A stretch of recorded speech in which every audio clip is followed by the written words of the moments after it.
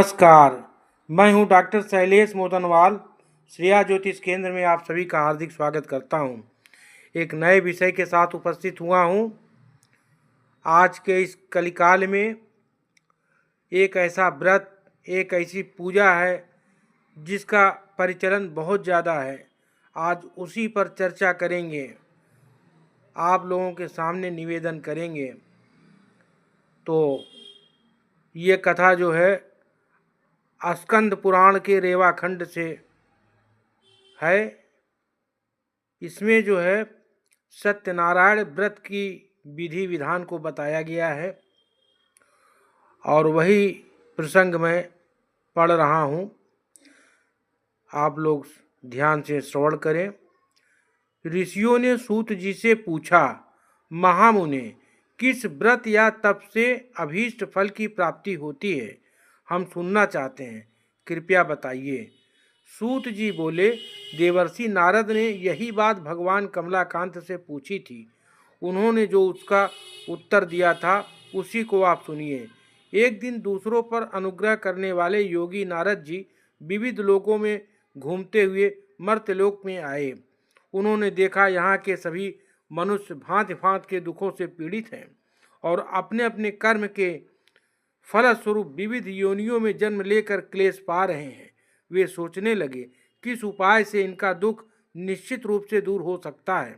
मन ही मन इस प्रकार सोचकर वे विष्णु लोक में गए और वहां जाकर भगवान शंख चक्र गदा पद्मधारी पद्ममाला से विभूषित शुक्ल वर्ण चतुर्भुज देव देवेश्वर भगवान नारायण को देखकर कुछ कहना चाहा।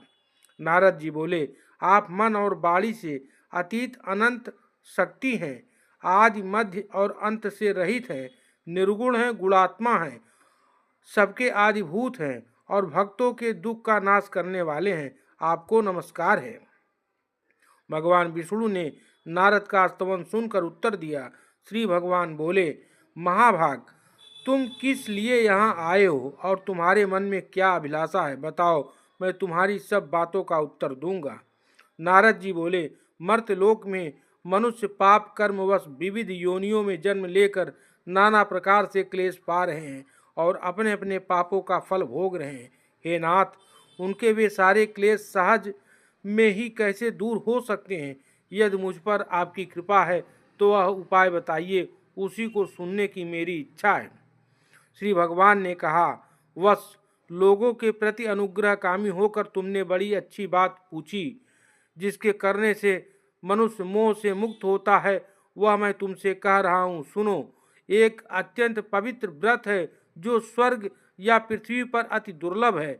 मैं स्नेहवश, हे विप्र, आज उसी को प्रकट कर रहा हूँ। इस व्रत का नाम सत्यनारायण व्रत है। इसी को भली भांति विधान पूर्वक बतलाता हूँ।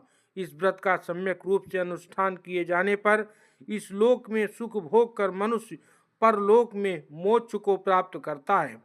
भगवान की इस बात को सुनकर नारद जी ने फिर कहा, इस व्रत का क्या फल है, इसकी क्या विधि है और किसने यह व्रत किया, यह सब बताने की कृपा करें।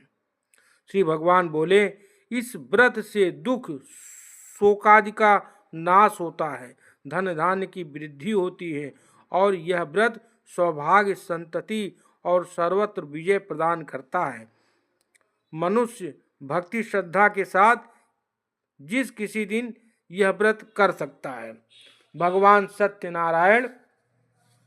भगवान नारायण सतयुग और त्रेता युग में विष्णु स्वरूप में फल प्रदान करते हैं और द्वापर में अनेक रूप धारण कर फल देते हैं। ऐसा भविष्य पुराण के प्रतिसर्ग पर्व द्वितीय खंड में लिखा गया है।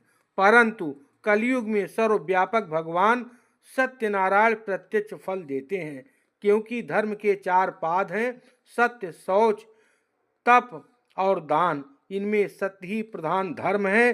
सत्य पर ही लोक का व्यवहार टिका है और सत्य में ही ब्रह्म प्रतिष्ठित है। इसलिए सत्य स्वरूप भगवान सत्यनारायण का व्रत परम श्रेष्ठ कहा गया है। सत्यनारायण के व्रत एवं पूजन से निर्धन व्यक्ति धनाढ्य और पुत्रहीन व्यक्ति पुत्रवान हो जाता है। राजच्युत व्यक्ति राज्य प्राप्त कर लेता है। दृष्टिहीन व्यक्ति दृष्टि संपन्न हो जाता है, बंदी बंधन मुक्त हो जाता है और भरयाद व्यक्ति निर्भय हो जाता है। अधिक क्या, जिस जिस व्यक्ति जिस जिस वस्तु की इच्छा करता है उसे वह सब प्राप्त हो जाती है। इसलिए मुने मनुष्य जन्म में भक्ति पूर्वक सत्यनारायण की अवश्य आराधना करनी चाहिए। इससे वह अपने अभिलिषित वस्तु को निसंदेह शीघ्र ही प्राप्त कर लेता है।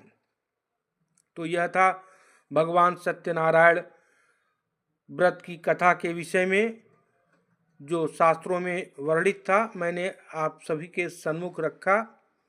आप लोग जो है विशेष पर्व पे भगवान सत्यनारायण की कथा को श्रवण कर लाभ और पुण्य प्राप्त कर सकते हैं। पोस्ट अच्छा लगा हो तो लाइक करें, शेयर करें, सब्सक्राइब करें। धन्यवाद। फिर मिलेंगे अगले वीडियो में, तब तक के लिए नमस्कार।